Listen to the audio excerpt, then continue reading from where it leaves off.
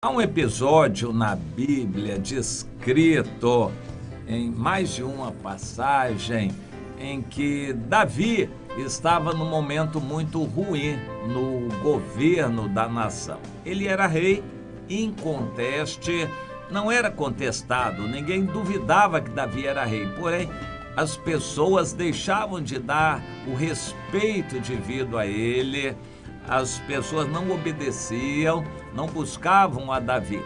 Davi sabia muito bem a diferença entre submissão e obediência.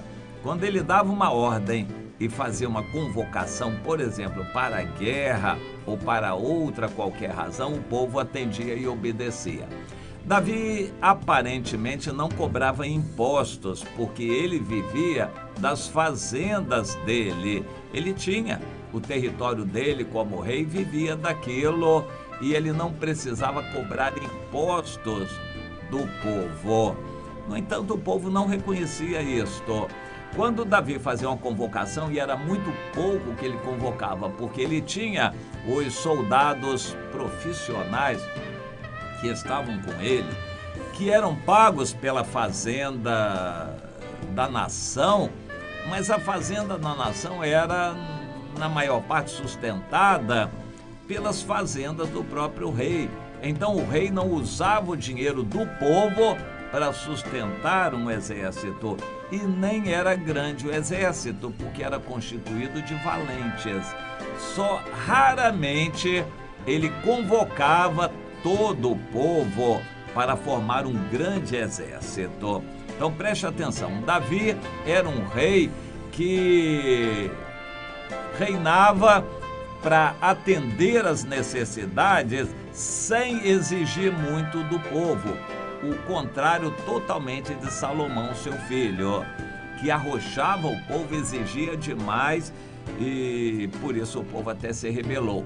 Mas Davi não exigia, não ligava para exigir nada do povo, porque ele tinha dele mesmo e vivia uma vida muito simples e não se preocupava com ajuntar tesouros. Davi guardava o que ganhava, ele não procurava aumentar os tesouros, ele não cobrava impostos para aumentar tesouros.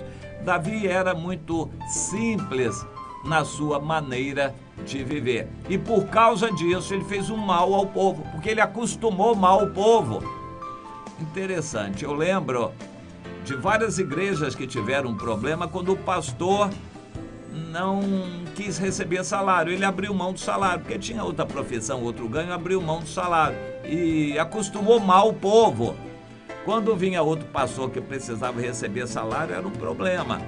E algumas igrejas tiveram problemas com isso, pelo fato de o pastor abrir mão do salário que a igreja poderia dar ou deveria dar para ele. Arranjaram um problema.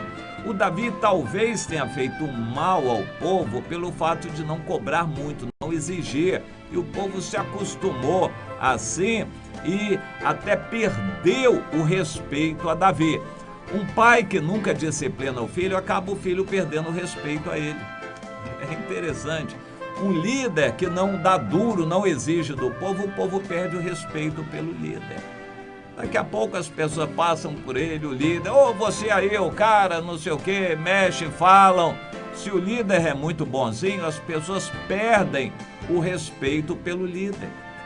É uma coisa interessante, um fenômeno interessante. Foi o que aconteceu com Davi. Em determinado momento, o povo já estava tão acomodado, tão acostumado, que queria novidade e se levantou contra Davi, apoiando uma rebelião. Não eram todos, mas aparentemente uma maioria. E Davi sabia, por avaliação pessoal que ele tinha, que uma grande parte do povo estava insatisfeita com ele e apoiou a revolução. Apoiou a revolta que estava liderada pelo Absalão. Absalão não foi o gerador da revolta, ele foi o aproveitador da revolta. Entende a diferença? Não foi o Absalão que fez o povo se rebelar. O povo já estava tendente a isto. O Absalão era um político, um esperto, que se aproveitou da situação e liderou a rebelião. Quando Davi percebeu aquilo, analisou a situação e disse: eu não vou ficar por aqui, não vou querer resistir, não vou brigar pelo que é meu, eu vou fugir. Mais ou menos é a mesma atitude de alguém que é assaltado. Quando o crente é assaltado, o bandido chega para ele e diz: você perdeu, passe para cá tudo. O que o crente faz? Resiste, briga, enfrenta.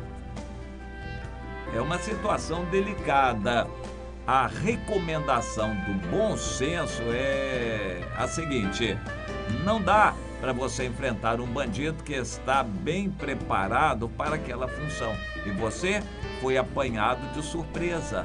Não dá para você resistir. Se você tentar brigar, resistir, você pode sofrer consequências muito sérias e não seria conveniente. É melhor você perder o celular, a carteira, dinheiro, perder o carro, do que tentar resistir e prejudicar muita gente, além de prejudicar a si próprio. Davi pensou assim: se eu resistir, eu posso até ter condições de vencer essa multidão, mas vai ser uma vitória sangrenta, dolorosa. Depois eu vou ter que ficar impondo minha autoridade sobre as pessoas. É melhor que elas reconheçam. Isso é diferença de obediência e submissão. Davi podia dar ordens e o povo tinha obrigação de atender, mas ele preferia não agir assim. Davi preferia pessoas que espontaneamente vinham ser submissas a ele. Ele gostava dessas pessoas, ele gostava da companhia dessas pessoas que espontaneamente vinham ser submissas a ele. Essa é a diferença. O bom é ser um líder, um pastor de pessoas que espontaneamente se submetem. É melhor do que ser um pastor durão, autoritário e que fica mandando e impondo a vontade dele. Na prática, quem é um líder muito assim, eu tenho a tendência de ser mais desse jeito, ele sofre muito e às vezes cria um mal-estar, porque há pessoas que só obedecem na teoria X de Douglas MacGregor, teoria X, teoria Y. Há pessoas que só obedecem no chicote, na ameaça de punição e castigo. E há pessoas que funcionam pelo estímulo, mas nem todos são de um jeito e nem todos são de outro jeito. Há pessoas que, se o líder não puxar, não exigir, eles não vão fazer nada, vão se acomodar. Mas há outras pessoas que funcionam pelo estímulo. Quando o líder dá oportunidade, quem quiser, está a oportunidade aberta, venha trabalhar. Há pessoas que já estão indo. Há pessoas que, se não forem obrigadas, não vão evangelizar. Elas só vão se forem convocadas. E o líder faz o quê? Davi era um líder assim, laissez-faire, quase desta maneira. Laissez-faire em francês quer dizer deixa ficar. É aquele que deixa as coisas acontecerem. Davi era mais ou menos assim, porque ele confiava na soberania de Deus e praticamente deixava as coisas acontecerem. Quando ele viu que uma grande parte da população estava em revolta contra ele, isso está em 2 Samuel, capítulo 15, Davi percebeu a situação, fez uma análise e verificou: o povo está rebelado, insatisfeito comigo. Uma grande parte dos líderes está tomando parte na revolta. O meu próprio filho Absalão está na revolta. Se eu resistir, eu vou ter que matar muita gente do meu próprio povo, inclusive meus conselheiros e ministros que estão lá também na revolta. Eu vou ter que matar muita gente. Não vou, não. Eu prefiro largar para lá e vou fugir. E deixo o reino nas mãos deles. Se é o que eles querem, o poder, então eu deixo para eles e eu vou embora. Eu sei que Deus sempre vai cuidar de mim. E foi isso que Davi fez. Ele não se importou em perder, ele não se preocupou em levar com ele tesouros de ouro, de prata. Ele tinha uma sala ou várias salas cheias de presentes de ouro, de prata, de pedras preciosas, coisas de arte que ele ganhava ao decorrer da vida. Ele largou isso para lá, ele não deu importância a essas coisas, ele largou para lá com quem viesse, no caso, o seu filho Absalão. Davi tinha esse pensamento: para mim o mais importante é a bênção de Deus. O reino e os tesouros que o reino pode dar, eu não ligo tanto para isso e posso abrir mão. E eu sei que Deus vai cuidar de mim. Há pessoas que se apegam a um emprego que ficam desesperadas ante a possibilidade de serem demitidas. Elas não creem que Deus pode dar algo melhor. Se uma porta se fecha, Deus pode abrir outra melhor. E normalmente é isso que Deus quer fazer acontecer. Mas se a pessoa se apega à porta que se fechou, ela entra em pânico e desespero, ela vai perder a bênção de Deus, do que Deus tem de melhor para ela. O Jó perdeu tudo e não ligou por perder tudo, porque Deus tinha muito mais para dar. Esse ditado é verídico: mais tem Deus para dar do que o diabo para tirar. Você, se como cristão verdadeiro abrir mão de tudo, não ligar em perder coisas materiais, você pode ganhar muito mais. Jesus disse: aquele que perder tudo por mim pode ganhar 100 vezes mais aqui na terra e ainda a vida eterna. Você vai ser provado. Em algum momento você vai ser ameaçado de enfermidade. Em algum momento você vai ser ameaçado de ficar desempregado, de perder a aposentadoria. Em algum momento você vai ficar ameaçado de ter que fechar seu comércio ou o seu negócio. Em algum momento você vai ser ameaçado de ser assaltado e roubarem o seu carro, ou quem sabe a sua casa.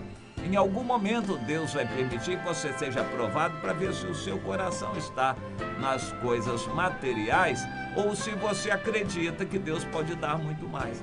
Se Deus está no controle, Ele vai dar muito mais. O que Davi fez, no fundo, foi acertado. Ele deixou um reino bagunçado, porque ele mesmo tinha deixado ficar bagunçado, não por intenção, mas por falta de condições de dirigir a vida dos outros. Davi deixou o reino ficar de uma maneira muito ruim. E o que aconteceu é que a revolta organizou tudo que era ruim contra Davi. E ele foi embora. Mas Deus estava com ele, não deixou que as coisas acontecessem como queriam os mal intencionados. Deus não deixou e fez com que a guerra acontecesse. Davi fugiu da guerra, a guerra foi atrás dele, mas foi porque Deus queria. No fim, Davi, com seus homens, venceu a guerra e voltou para o reino de uma maneira muito diferente. O reino estava peneirado, depurado de tudo que não prestava, de todas as pessoas enganadoras, falsas e que estavam ali por interesse. Ficou um reino mais humilde, mais purificado, ficou um reino muito melhor depois que mataram Absalão e mataram uns e outros também. E os que estavam com Davi, que tinham aderido à revolta, acabaram sem jeito, envergonhados e sem condições de voltar. Davi ficou com a corte muito melhor.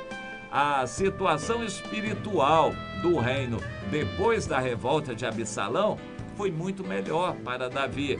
A situação de Jó depois do sofrimento foi muito melhor. A Bíblia nos mostra. O Jó ficou livre de uma mulher incômoda. Provavelmente ele arranjou outra mulher para ter mais filhos, né? Ele tinha filhos que gostavam de baile, de coisas carnais, de comidas e bebidas. E quando aqueles filhos morreram, Deus deu outros 10 filhos muito melhores. A situação de Jó foi muito melhor depois do que antes. A situação de Davi foi muito melhor depois do sofrimento, daquela revolta, do que antes. A situação de um crente depois que passa pelo aperto, espiritualmente é muito melhor. Você fica mais quebrantado, mais perto de Deus. Quando você passa por um acidente, uma enfermidade, fica arrasado, perto da morte, e depois Deus te dá o livramento, a cura, o milagre, a sua situação espiritual vai ser muito melhor depois. Portanto, Deus prova os seus, e essa é uma maneira dura de Deus nos provar, permitindo que o inimigo nos atinja, permitindo que a gente perca. Portanto, se você tiver que perder, meu irmão, emprego, dinheiro, carro, isso, aquilo, não ligue para o que você vai perder, porque se o seu coração está no Senhor, Deus tem muito mais para dar e o seu futuro vai ser muito mais glorioso depois da restauração de Deus. Você consegue crer nisto?